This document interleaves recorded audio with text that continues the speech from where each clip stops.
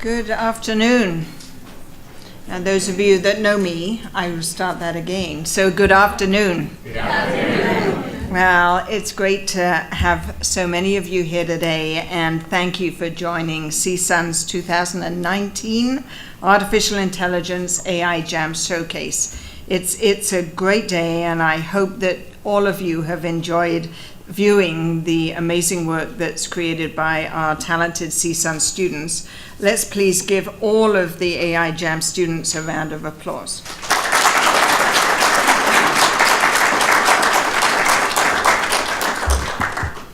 I actually have the privilege of thanking a few people ahead of announcing the awards. And so wanted to start by saying that I think many of you are really seeing this here today, but we took a new approach this year. We've done jam competitions for several years, and they've been different every year. But this year, we really took the approach of applying artificial intelligence to an assistive technology challenge. And in doing so, we worked closely with several CSUN departments to help us generate assistive tech challenge ideas. And that included working with staff and faculty in the National Center of Deafness, NCOD, Disability Resources and Educational Services, DRES, and the Department of Deaf Studies in the College of Education. Some of those team are here today, so I would like to have you join me in thanking this great team of staff and faculty in these departments for their contribution and support through the competition.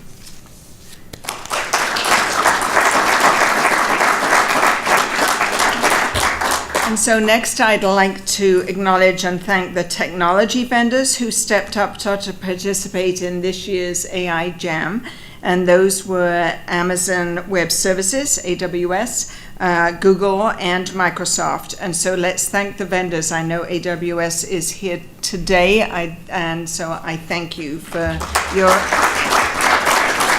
It was great to have all three of the vendors here, and really couldn't have done it without you, so thank you. I'd next like to thank the AI Jam judges who gave up their time and expertise to review and score the student submissions. The judges include CSUN faculty and staff, as well as AI industry experts, and I'd like to ask that all of the AI Jam judges to please stand and be acknowledged for your work.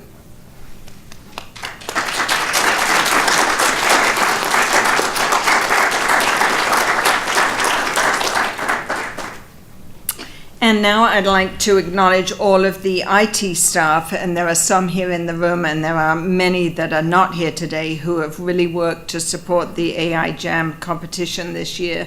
There were many involved with advanced planning as early as last semester. There were some of you, the staff that really helped throughout the competition, and of course throughout the showcase here today. Could all of you that are on the IT team who have been involved in any way, please raise your hands and wave, because we'd like to give kudos to you all. That's many of you.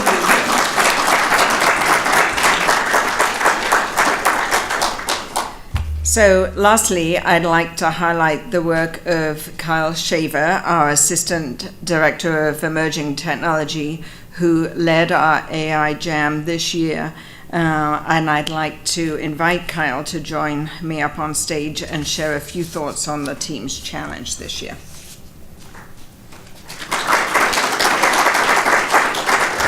Thank you so much, Hillary. And how can I follow up a thank you like that? Really to everybody who was involved, the vendors, the participants, the IT staff, the judges, the people with whom we met to come up with the ideas and the kind of foundations for AI Jam. Thank you all so much. None of this could have been done without you. So just for everybody, yes, thank you all.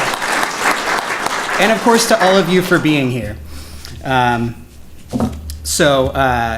March 4th, we kicked off AI Jam 2019. This was the 5th of our annual Jam competitions. And at that kickoff, we announced a competition for the students, and we announced a challenge. But that challenge wasn't one of our ordinary challenges. We tend to try to focus on things like student life. We've had in the past things like student finance as well. But this time, we decided to kind of take it in a different direction, as Hillary said. We wanted to address real-world accessibility needs in areas that were identified by people with whom we had met, fellow Matadors, people on campus, students, faculty, staff members who we spoke to. And this is a very tall order. This was definitely the most challenging competition that we've had to date. So we knew that what we were getting into was going to be very difficult. We knew that we were going to be asking a lot from the students, but we also knew that we had some fantastic students who would more than rise to that challenge and who would exceed every single one of our expectations. And I know I'm personally proud to say every single team today has done that. So thank you all so much. You all have done an amazing job. The students who are here today are those who did embrace that challenge and spent the past 35 days creating solutions that could actually have a real world impact. In that time, not only did they go over their ideas and really kind of cement and solidify their ideas and their projects, but they also spent a lot of time coming up with how these projects would actually be made real, and in many cases had something to show, which is no small feat for 35 days. I don't know how many of you are programmers, but to do anything in 35 days is astounding. So they found ways to use AIs in new and creative ways, which again have the potential to really impact somebody's life for the better, which is something that we're very proud of, and we're so thankful to every single person who helped make this a reality. So one of the things that they did as part of the competition was each team was to submit a 2 to 3 minute video. And so if you all will indulge me here, I'd like to show off every single video if that's all right with everybody. Is that okay? All right. It's not as good with the transition, is it? All right, so we're going to go alphabetically here. Uh-oh.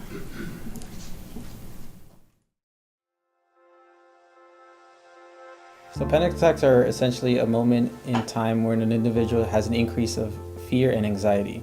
Yeah, some of the symptoms include like shortness of breath, increased heart rate, they feel a little faint, some people get pain in their chest, they feel like they can't breathe. In order to help deal with the issue that panic attacks bring with them, we decided to design an app that we're calling CSUN. It combines wearable technology with machine learning and a app that would be on a smartphone.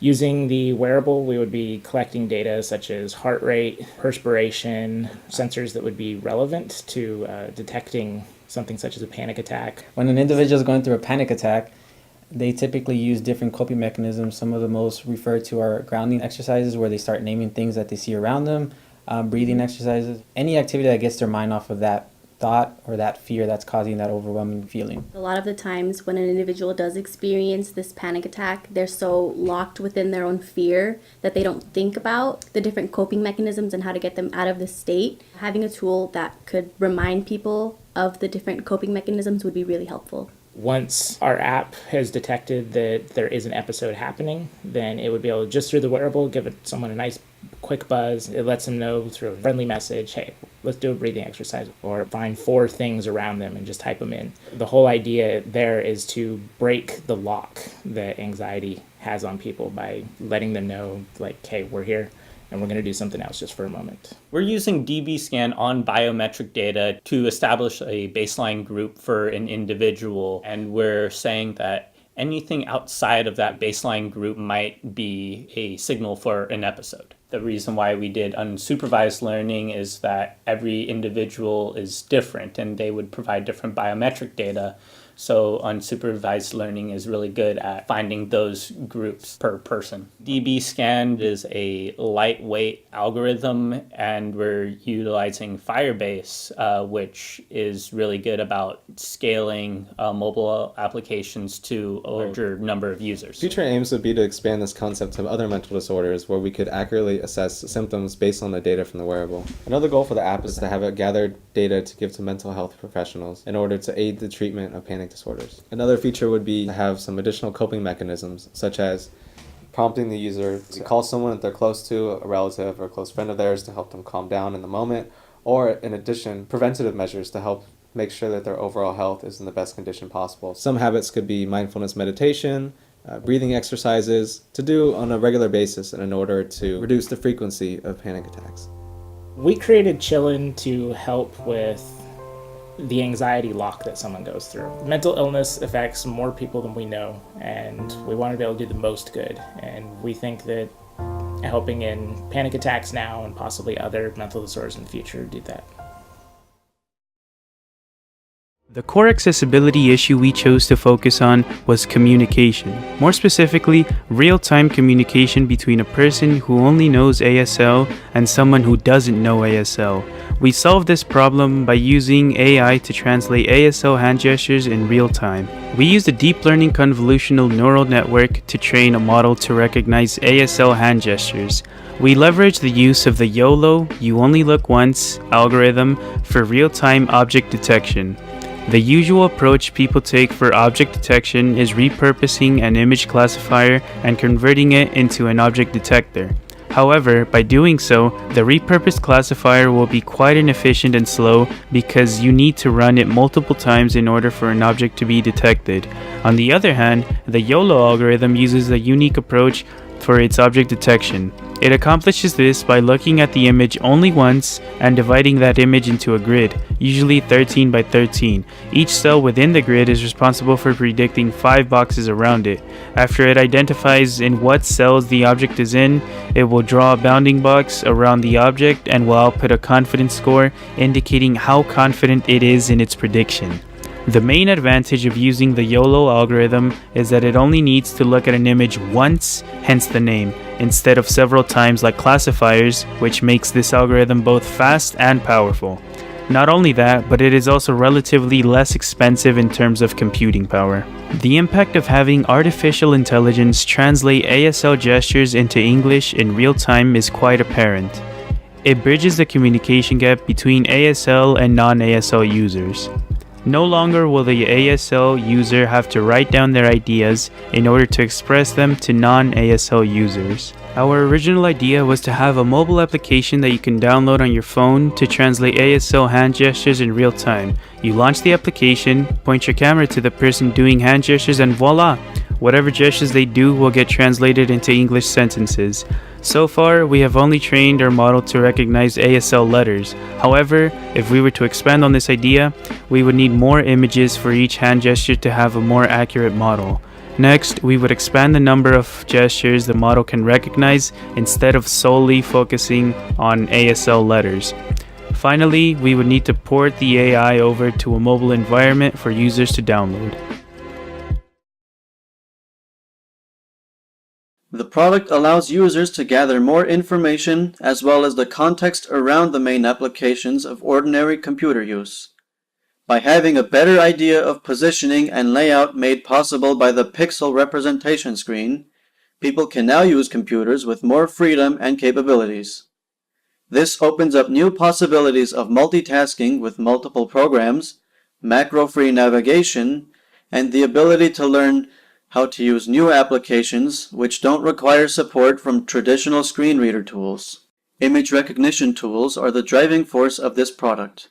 The device uses artificial intelligence to detect shapes, colors, and texts without needing any additional help or requests from the applications in use.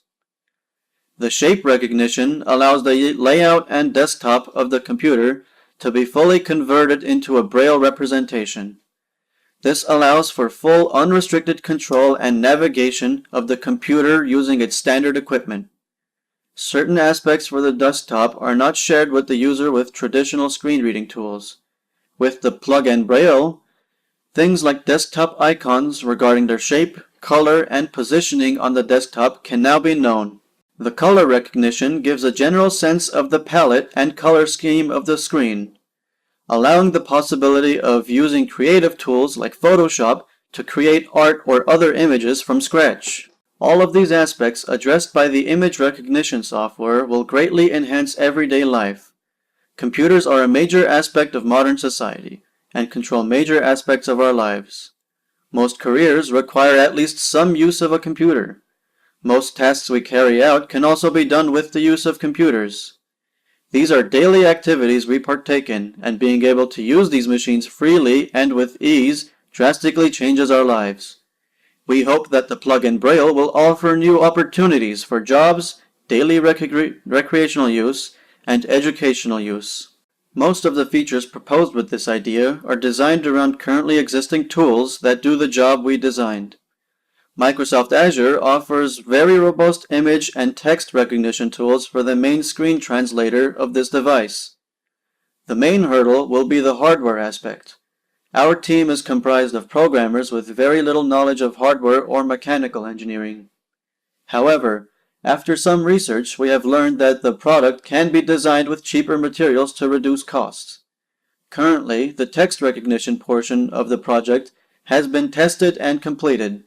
However, we still need to learn the Braille syntax and how to properly format the Braille represented letters. Building some simple data structures to contain the information and flags for pins should be doable to simulate the hardware aspect of raising pins for the Braille. We believe we are currently 50% complete with the software.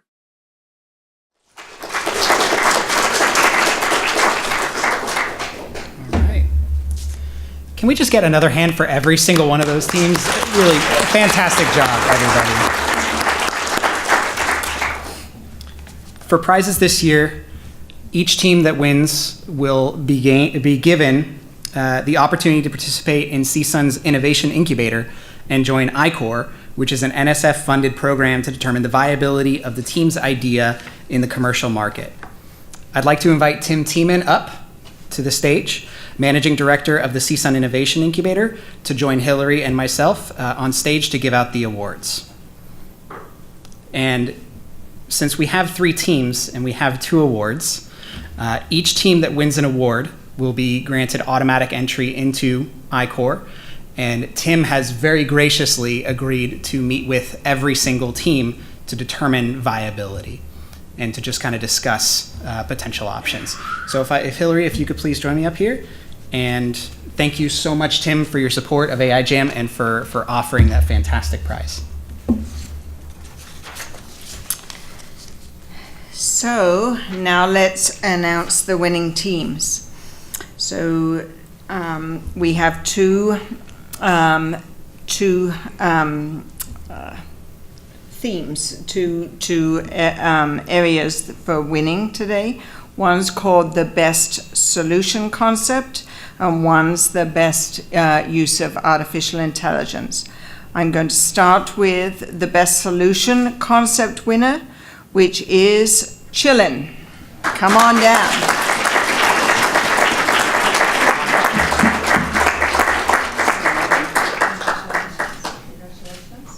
Congratulations. Come on over. Now let us see. So you're not all here, right? So Patty and David couldn't make it. Thank you very much. Thank you. Thank you.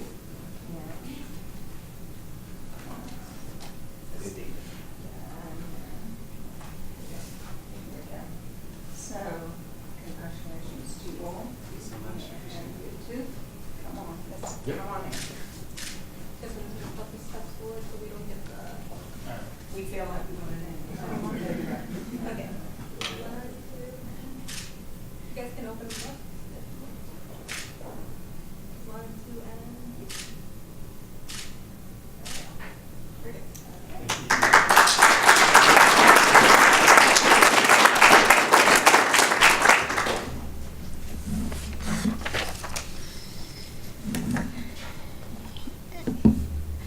I have to say that I was so impressed with seeing all 3 out here and to see the videos as well. It's just, it really is amazing how all 3 of you have brought together artificial intelligence and assistive tech in ways that are even more meaningful than we might have imagined. So kudos to you all.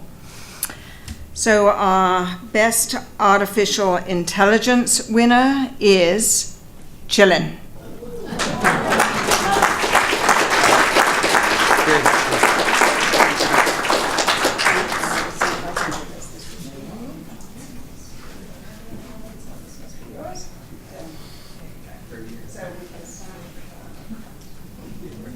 And you.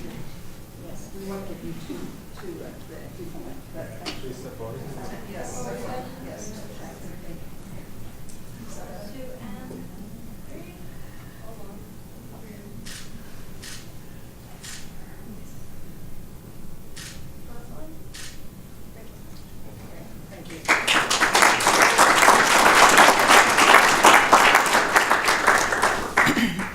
So again, the wonderful news is that Tim has offered to meet with all three teams to at least talk about how we may guide you into being able to expand your projects further. So we really would like to be able to do that.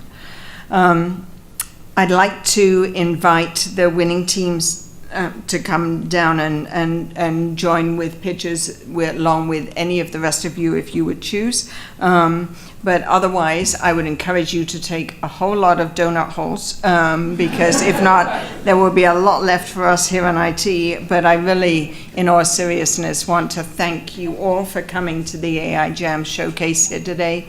And I want to again thank our teams for being part of an AI Jam this year. So kudos and thank you.